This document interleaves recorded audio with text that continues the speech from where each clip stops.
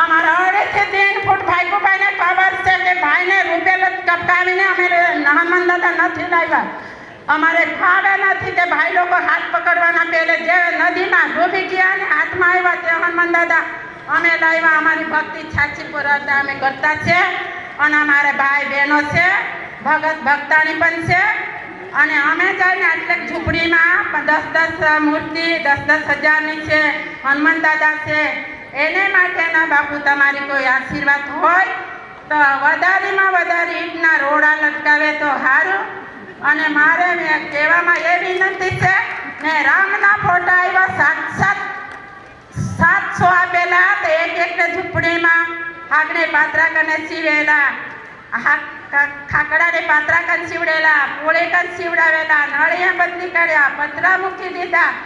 હવે મકાન બની ગયો, પતરા મૂકી દીધું.